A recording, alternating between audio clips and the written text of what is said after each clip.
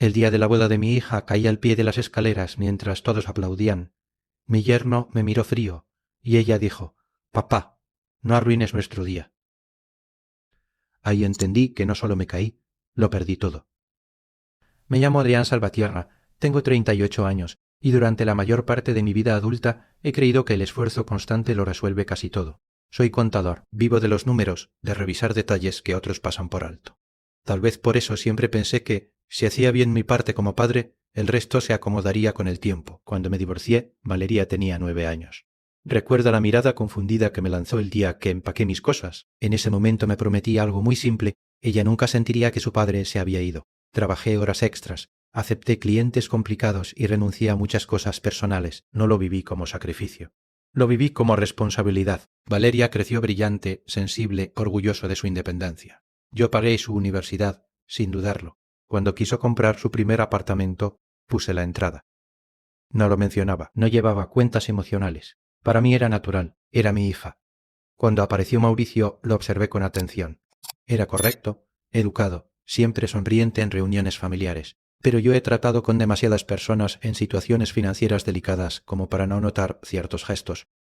Evitaba hablar de su trabajo con claridad. Respondía con frases vagas. Cambiaba de tema cuando yo hacía preguntas concretas. No quise desconfiar, pensé que tal vez estaba siendo protector en exceso. Con el tiempo noté pequeños cambios en Valeria. Empezó a consultarme menos.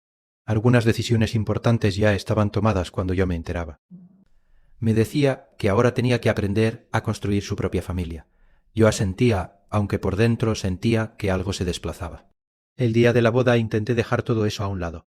Había pagado una parte importante del salón, la música, incluso el viaje de luna de miel. No lo hice para comprar cariño, lo hice porque quería verla feliz. Subía las escaleras para hablar con ella unos minutos antes de la ceremonia. Quería decirle que, pase lo que pase, siempre tendría mi apoyo. Mauricio me interceptó a mitad del tramo. Se colocó frente a mí, bloqueando el paso. Con voz baja me dijo que dejara de cuestionar sus decisiones financieras, que yo ya no tenía lugar en ese aspecto. Lo miré fijamente y le respondí que mi única intención era proteger a mi hija. No alcé la voz. No hice escena. Sentí el empujón seco en el pecho. Perdí el equilibrio y caí varios escalones. El golpe fue fuerte, pero más fuerte fue la claridad que llegó con él. Eso no fue torpeza.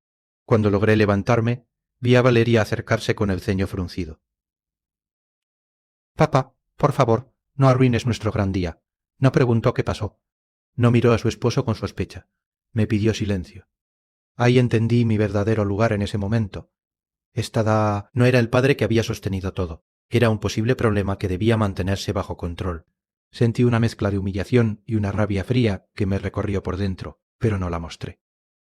Respiré hondo, me acomodé el traje, miré alrededor y noté cómo algunos invitados evitaban sostenerme la mirada. Nadie quería incomodidad en una boda. Yo tampoco. Sonreí, dije que había sido un tropiezo. Subí de nuevo las escaleras, esta vez más despacio, consciente de cada paso. Por fuera parecía tranquilo. Por dentro algo se había activado. Aquel empujón no fue solo una caída por las escaleras, fue un mensaje claro. Si yo hablaba sería el padre problemático, que intenta arruinar la felicidad de su hija, y entendí algo esa misma noche.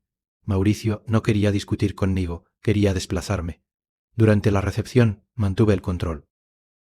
Saludé a los invitados, levanté la copa cuando brindaron y posé para las fotos como si nada hubiera ocurrido. Sentía el dolor en la espalda, pero lo ignoré. Lo que más me dolía no era el golpe físico, era la certeza de que mi opinión ya no era bienvenida. Observé a Mauricio mientras se movía entre las mesas, seguro, sonriente, tomando decisiones rápidas. Valeria lo miraba con admiración. Yo me preguntaba cuándo había empezado a confiar más en él que en mí. Esa noche regresé a casa solo. Me quité el traje con lentitud y me senté frente a mi escritorio. No tenía intención de investigar nada, pero mi mente no se apagaba. Por tropito, recordé conversaciones sueltas sobre inversiones, sobre una empresa que Mauricio estaba formando. Había sido todo muy general, sin cifras claras. Abrí mi portátil, revisé algunos documentos que Valeria me había pedido revisar meses antes, cuando organizaban gastos de la boda. Noté movimientos que en su momento no me parecieron relevantes, transferencias desde la cuenta conjunta hacia una sociedad recién creada. No era ilegal transferir dinero a una empresa propia. Lo que me llamó la atención fue el patrón. Las cantidades eran irregulares, pero constantes, y coincidían con fechas en las que Mauricio mencionaba supuestos retrasos de clientes. Sentí una punzada incómoda. Como contador, sé reconocer cuando los números cuentan una historia distinta a la que se dice en voz alta. Decidí buscar más información pública sobre la empresa. Encontré registros mercantiles básicos, fecha de constitución reciente, capital mínimo, sin actividad reportada antes del compromiso formal con mi hija. Seguí revisando. Descubrí que Mauricio figuraba como administrador único, pero también aparecía vinculado a otra sociedad anterior, ya inactiva. Esa empresa tenía anotaciones de deudas y un proceso judicial pendiente años atrás. Me recosté en la silla y cerré los ojos un momento. No quería pensar mal. Tal vez era un error administrativo. Tal vez yo estaba buscando problemas donde no los había, pero algo no encajaba. La sensación de humillación de la boda regresó con fuerza. El empujón, la mirada de mi hija, pidiéndome silencio. Empecé a entender que no era solo una cuestión de orgullo masculino herido. Podía haber algo más profundo. Días después, en una conversación casual, le pregunté a Valeria cómo estaban organizando sus finanzas como matrimonio. Me respondió con evasivas. Dijo que Mauricio se encargaba de todo y que yo no debía preocuparme. Esa frase fue suficiente. No era natural que mi hija, siempre organizada, delegara todo sin cuestionar. Fue en ese momento cuando comprendí que no podía reaccionar con emociones. Necesitaba hechos. Decidí guardar silencio. No confronté a Mauricio, no advertí a Valeria. Empecé a recopilar información con paciencia. Solicité copias de documentos que aún figuraban a mi nombre como respaldo inicial de algunos pagos de la boda. Revisé contratos con lupa. Externamente parecía el padre que aceptó su lugar secundario.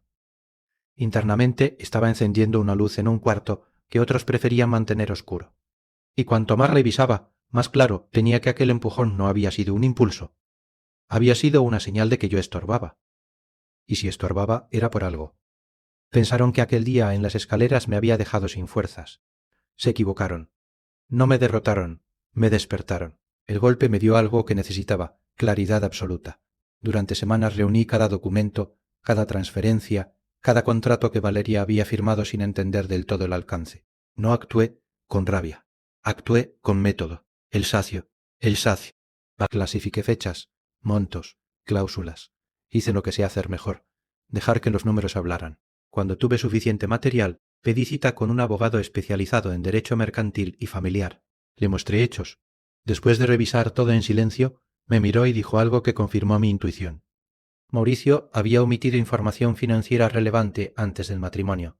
Las deudas de su antigua empresa no eran menores, y utilizar a Valeria como aval para cubrir obligaciones previas podía constituir fraude por omisión y posible coacción económica. No sentí euforia al escucharlo. Sentí una serenidad fría, la misma que uno siente cuando entiende que no estaba exagerando. Preparamos una notificación formal solicitando auditoría de las cuentas y revisión legal de los contratos firmados en los últimos meses. Nada público, nada escandaloso. Todo dentro del marco legal. Cuando Mauricio recibió la citación, intentó llamarme. No respondí. Luego escribió que todo era un malentendido, que yo estaba exagerando. Por primera vez no buscó confrontarme cara a cara. Eso me confirmó que entendía la gravedad del asunto. Esa misma noche Valeria me llamó alterada. Su voz ya no tenía la seguridad de la boda. Me preguntó qué estaba pasando. Le dije que no quería discutir por teléfono, que viniera a mi casa y revisáramos los documentos juntos. Cuando llegó traían rostro tenso. Extendí los papeles sobre la mesa. 6. Le mostré las fechas de constitución de la empresa, las transferencias desde su cuenta, las anotaciones judiciales previas. No levanté la voz. No hice acusaciones personales. Solo señalé cifras. Vi cómo su expresión cambiaba al conectar los puntos. Me preguntó por qué Mauricio no le había hablado de esas deudas. No respondí por ella. Le pedí que le hiciera esa pregunta a él. Mauricio intentó desacreditarme frente a ella. Dijo que yo quería sabotear su matrimonio porque no aceptaba perder control. Pero esta vez Valeria ya tenía documentos en la mano, no opiniones, no suposiciones. Hechos, el proceso fue tenso. Hubo reuniones con abogados, explicaciones incómodas y resistencia por parte de Mauricio, pero la presión legal funcionó. Se anuló la responsabilidad financiera de Valeria como aval y se abrió una investigación formal sobre las irregularidades en la gestión de fondos. No celebré, no necesitaba verlo humillado para sentirme en paz. Lo que necesitaba era que mi hija entendiera que el empujón no fue un accidente. Fue la manifestación física de una forma de actuar basada en ocultar y manipular. Valeria decidió separarse temporalmente mientras se resolvía la situación legal. Nuestra relación no volvió a ser inocente, pero empezó a reconstruirse desde la verdad. Ahora me escucha con otra atención. No porque yo tenga razón siempre, sino porque demostré que no actué por orgullo, sino por protección. Aprendí algo importante. El respeto no se exige con gritos ni con escenas públicas. Se sostiene con firmeza silenciosa, con paciencia y con pruebas sólidas. No busqué venganza, busqué equilibrio. Hoy camino con la frente en alto, no porque haya destruido a nadie, sino porque no permití que me empujaran fuera de la vida de mi hija sin responder con inteligencia. Si esta historia resonó contigo, deja tu comentario. Me interesa saber si alguna vez tuviste que defender tu dignidad en silencio, y si valoras relatos donde la justicia se construye paso a paso.